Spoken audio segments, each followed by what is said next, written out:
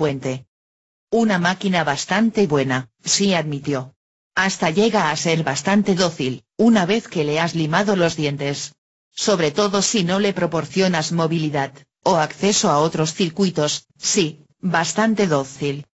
Lo que quiero saber, le dije, es si se puede construir un aparato semejante para un ser humano. Sí, creo que sí. Se necesitaría bastante tiempo y mucho dinero, pero sí, se podría hacer. O sea que se podría conservar una personalidad humana. Una vez muerta, claro. Igual que los difuntos, ¿no? Mejor incluso, me atrevería a afirmar. Aunque habría algunas dificultades, sobre todo bioquímicas, cosa que no es de mi competencia. Se recostó en el respaldo del banco y, después de lanzar una mirada a la burbuja iridiscente, dijo pensativa. Mira, Robin. Cuando creo un programa computerizado le hablo a la computadora, utilizando un lenguaje u otro, y le digo lo que es y lo que se espera que haga. Pero la manera de programar de los EHS es distinta. Se basa en la síntesis directa del cerebro. El cerebro de los primitivos no es idéntico químicamente al tuyo y al mío, razón por la que la síntesis cerebral de los difuntos dista mucho de ser perfecta. Los primitivos son, probablemente, muy distintos de los EHS, para quienes el sistema de síntesis cerebral debió de crearse en un principio. Pero los EHS parece que pudieron realizar el proceso sin dificultades aparentes, o sea que debe de poder hacerse. Sí, querido, cuando mueras será posible sintetizar tu cerebro, meterlo en una máquina para que quede allí almacenado y enviar una nave con la máquina en su interior al agujero negro Sagitario y, donde podrás saludar a tu querida Heye Clara Moynlin y explicarle que lo que pasó no fue culpa tuya. Esto te lo prometo, pero tú tienes que darme tu palabra de que no te morirás en los próximos 8 años, más o menos, para que podamos avanzar lo suficiente en nuestras investigaciones. ¿Me lo prometes? Hay veces en que algunas cosas me cogen tan por sorpresa que no sé si echarme a reír, a llorar o ponerme a gritar enfadado. En aquella ocasión me puse de pie, miré a mi mujer y decidí que lo que iba a hacer era echarme a reír. Y lo hice. A veces me sorprendes, le dije. ¿Pero por qué, Robin? Se levantó y me tomó de la mano. Suponte que fuera el caso contrario, ¿eh? Suponte que fuera yo quien, hace muchos años, se hubiera visto envuelta en una grave tragedia personal. Igual que te pasó a ti, Robin. Una tragedia en la que alguien a quien yo amaba profundamente resultaba gravemente herido, de manera que yo no pudiera volver a verla ni explicarle lo que había sucedido. ¿No crees que me gustaría poder hablar con ella para explicarle al menos cómo me siento? Empecé a contestarle, pero me cerró los labios con sus dedos. Era una pregunta retórica, Robin. Los dos conocemos la respuesta. Si tu Clara vive todavía, seguro que tiene muchas ganas de recibir noticias tuyas. De eso no hay ni la menor duda. Así que este es mi plan, cuando te mueras, y espero que tardes aún bastante en morirte, pondremos tu cerebro en una máquina. Imagino que me dejarás quedarme con una copia, ¿no? Bien, una de las copias volará hacia el agujero negro para dar con Clara, y cuando la encuentre, le dirá, Clara, querida, lo que pasó no hubo manera de evitarlo, pero me gustaría que supieras que hubiera dado mi vida por salvarte. Y entonces, Robin, ¿sabes lo que le contestará Clara a esa extraña máquina que aparecerá sin saberse de dónde, tal vez unas pocas horas después, en su tiempo particular, del accidente? Pues lo bueno del caso es que no era capaz de predecir cuál sería la respuesta de Clara. Pero no pude decirle eso a Essie, porque tampoco me dio tiempo a hacerlo. Me dijo. Entonces Clara dirá, pues claro, Robin, sabía que lo hubieras hecho, porque de todos los hombres que he conocido eres el único en el que confío y al que más amo y respeto. Estoy segura de que es eso lo que te diría, Robin, porque para ella sería la verdad, pura y simple, como lo es para mí. 17. El lugar al que se marcharon los EHS. A las 6, el día de su 10º cumpleaños, Robin Broadead dio una fiesta. La vecina de enfrente le regaló unos calcetines, un videojuego y, a manera de broma, un libro que se titulaba Todo lo que sabemos de los EHS. Los túneles de los Eches acababan de descubrirse en Venus, y todo eran conjeturas a propósito del lugar al que podían haberse marchado, su aspecto y sus propósitos. La broma consistía en que, a pesar de que el libro contenía 160 páginas, todas ellas estaban en blanco. A esa misma hora, el mismo día o, en cualquier caso, a la hora equivalente según el horario local, lo que es muy distinto, alguien ocupaba su tiempo bajo las estrellas, antes de retirarse a descansar. También él iba a celebrar algo, pero no exactamente una fiesta de cumpleaños. Estaba muy lejos de la fiesta de Robin y de las velas de su pastel, a más de 40.000 años luz, y muy lejos, también, de parecerse a un ser humano. Tenía un nombre propio, pero por el respeto que inspiraba y por la labor que había desempeñado, todos le llamaban algo así como capitán. Por encima de su velluda y ligeramente cuadrada cabeza, las estrellas brillaban claras y cercanas. Cuando las miraba herían sus ojos, a pesar del caparazón de apariencia cristalina y cuidadoso diseño que cubría el lugar en que habitaba y la mayor parte de su planeta. La triste estrella M, de brillo rojo y más poderoso que la luna vista desde la Tierra. 3 doradas G. Una única F, de brillo rosado, que dolía al mirarla. En aquel cielo no las había del tipo O ni del tipo B. Ni tampoco estrellas de brillo débil. El capitán podía identificar el tipo al que pertenecía cada estrella que veía, porque solo había unos pocos miles de estrellas, 10, más o menos, desde las frías hasta las calientes, desde las más fulgurantes hasta las más difícilmente perceptibles para el ojo. Y más allá de aquellos familiares miles de estrellas, aunque no podía ver más allá desde donde se encontraba, sabía, por sus muchos viajes espaciales, que lo que había era la turbulencia azul en forma de concha que rodeaba todo lo que él y los suyos poseían del universo. Era, el suyo, un cielo que habría atemorizado a un ser humano. Aquella noche, al pensar en lo que ocurriría después de que volviera a despertarse, hasta el mismo capitán estaba algo asustado. Ancho de hombros y caderas, pero plano entre pecho y espalda, el capitán caminaba desgarbadamente hacia el transportador que le devolvería a su diván de los sueños. Era un viaje corto. Tal como él percibía el tiempo, apenas unos minutos, a 40.000 años luz de distancia. Robin Broadeat comía, crecía, empezaba la escuela secundaria, se rompía un hueso de la muñeca, se le soldaba, fumaba su primer porro y engordaba unos 10 kilos mientras el capitán abandonaba el transportador. Dio las buenas noches a sus adormilados compañeros de habitación, 2 de los cuales eran, en ocasiones, sus compañeros de actividad sexual, se quitó las insignias de capitán de los hombros, desató la unidad de mantenimiento vital y comunicaciones, que pendía entre sus muy separadas piernas, levantó la cubierta del diván y se deslizó dentro. Se revolvió 8 o 10 veces, cubriéndose con la esponjosa y blanda malla. El capitán y los suyos procedían de seres acostumbrados a vivir en madrigueras, más que al aire libre, y por eso dormían mejor a la manera de sus ancestros.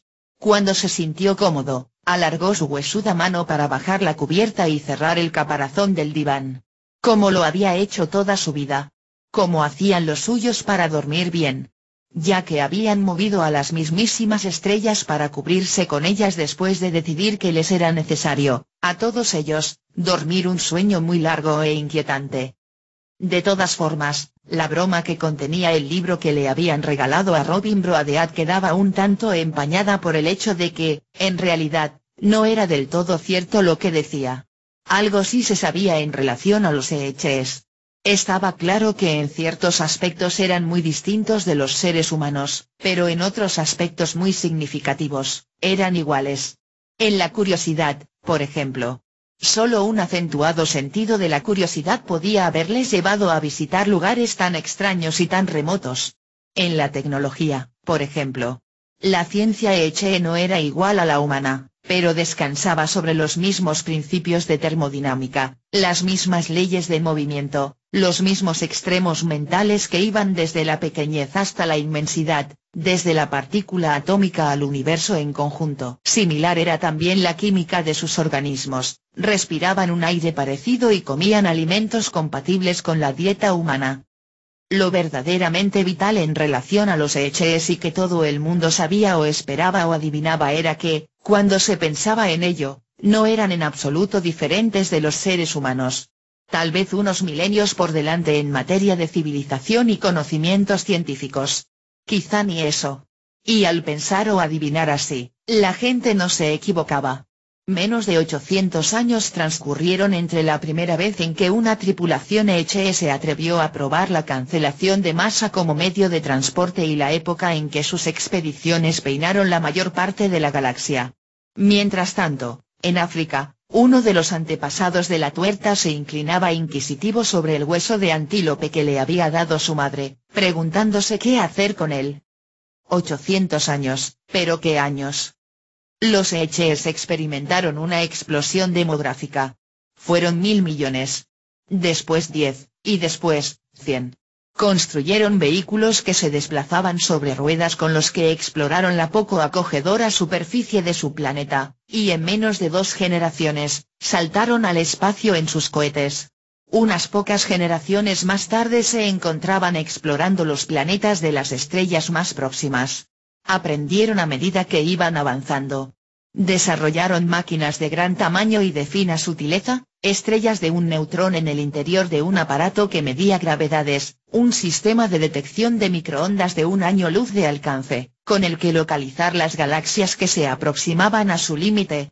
Las estrellas que visitaron y las galaxias que observaron eran casi idénticas a como se ven desde la Tierra. Una diferencia de unos cientos de años es irrelevante cuando se habla de tiempo astronómico, pero ellos aprendieron más rápidamente y de manera más completa. Y lo que observaron y aprendieron resultó ser, para ellos, de vital importancia. La hipótesis de Albert había resultado ser cierta, o casi del todo cierta, en todos los detalles hasta llegar a un punto en que resultaba del todo falsa. Como resultado de lo que vieron, los EHs hicieron lo que creían que era mejor para ellos. Hicieron volver a sus más alejadas expediciones, y se reunieron después de haber traído consigo todo lo que les pudiera hacer falta y pudiera ser acarreado. Estudiaron varios millones de estrellas, y de esas eligieron unos pocos millares. Algunas de ellas habrían de ser alejadas, porque eran peligrosas, otras habría que juntarlas. No les resultaba difícil hacerlo. La posibilidad de crear y hacer desaparecer masa convertía las fuerzas de gravedad en sus esclavas. Seleccionaron un grupo de estrellas estables y longevas, dispersaron a las que podían ser peligrosas, y reunieron a las otras, acercándolas lo suficiente para hacer con ellas lo que querían. Agujeros negros los hay de todos los tamaños. Una cierta concentración de materia encorsetada dentro de ciertos límites volumétricos, se pliega sobre sí misma. Un agujero negro puede ser tan grande como toda una galaxia si las estrellas que la componen están más cerca las unas de las otras de lo que están en nuestra galaxia. Pero los planes de los EHs no eran tan ingentes. Buscaron un volumen en el espacio cuyo diámetro fuera solo de unos cuantos años luz, lo llenaron de estrellas, entraron con sus naves. Y lo vieron cerrarse a su alrededor. Desde aquel momento en adelante, los EHs se habían aislado del resto del universo, acurrucados en su nido estelar. El tiempo había cambiado para ellos. En el interior de un agujero negro el tiempo fluye muy lentamente. En el universo exterior pasaron más de 3/4 de millón de años. En el interior, al capitán le pareció que no había transcurrido sino una veintena de años. Mientras los EHs se construían confortables residencias en los planetas que había atrapado y que habían convertido en habitables gracias al esfuerzo de casi un siglo, el agradable Plioceno daba paso al tempestuoso Pleistoceno. Los hielos del norte avanzaron y retrocedieron. Los Australopithecus que el capitán había capturado, con la intención de ayudarles o, al menos, con la esperanza de encontrar en ellos algo que permitiera albergar esa esperanza, desaparecieron de la superficie de la Tierra.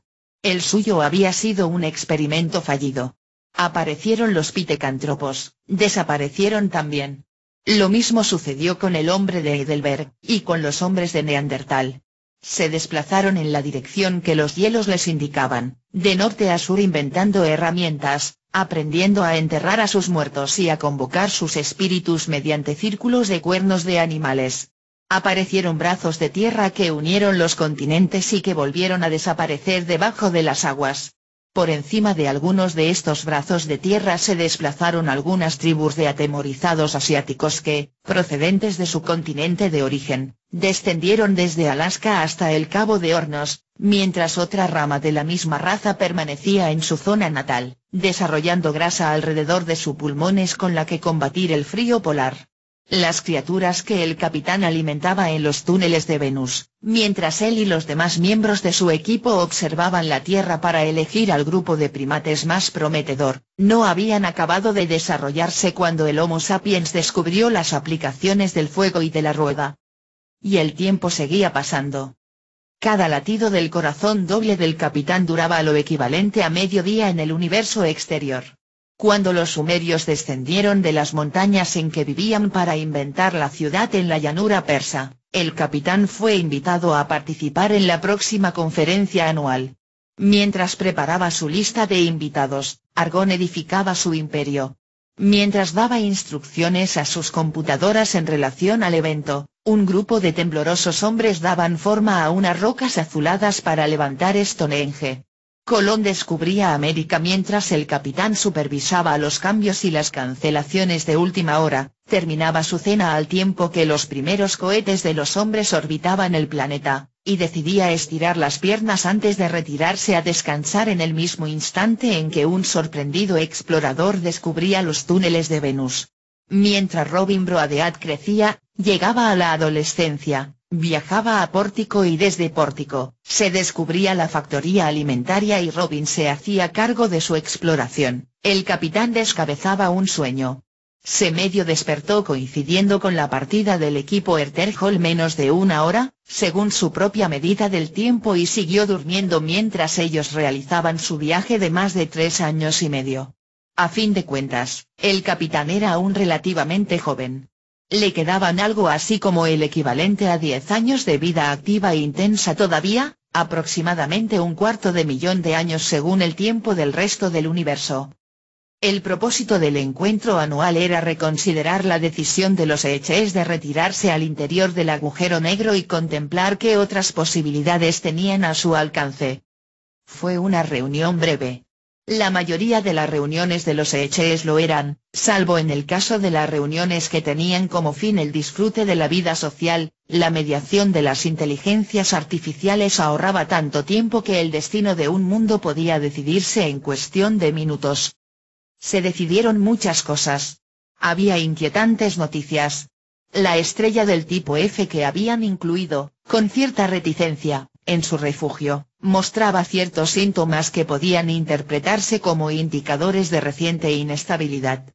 Quizás aún tardaría mucho en ser alarmante, pero sería buena cosa alejarla del conjunto. Algunas de las noticias eran tristes pero esperadas. Los mensajes de las últimas naves expedicionarias revelaban que no había evidencia de que hubiera apareciendo ninguna otra civilización capaz de viajar por el espacio.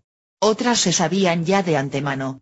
Los últimos y más rigurosos tests científicos demostraban que la teoría de los universos oscilatorios era correcta, por lo tanto, la hipótesis del principio de Mach aunque, claro está, ellos no la llamaban así, según la cual los números universales podían alterarse en los instantes más tempranos del Big Bang, era válida. En último lugar, se reabrió la discusión en torno a la decisión por la que el tiempo pasaba, en el lugar en que vivían, en una proporción del 1 por cada 40.000 años del universo exterior. ¿Era la proporción suficiente para sus propósitos? Podía aumentarse tanto como uno quisiera simplemente contrayendo aún más el tamaño del agujero negro, al tiempo que podía retirarse la peligrosa estrella tipo F. Se decidió que se realizarían una serie de estudios. Se intercambiaron felicitaciones. La reunión había terminado. El capitán, una vez terminado su cometido, salió a la superficie para dar un paseo. Amanecía en aquel momento. Por ello, los paneles de protección se habían oscurecido paralelamente. Aún así, el brillo de unas 20 estrellas desafiaba a su propio sol, refulgiendo en el cielo verde azulado.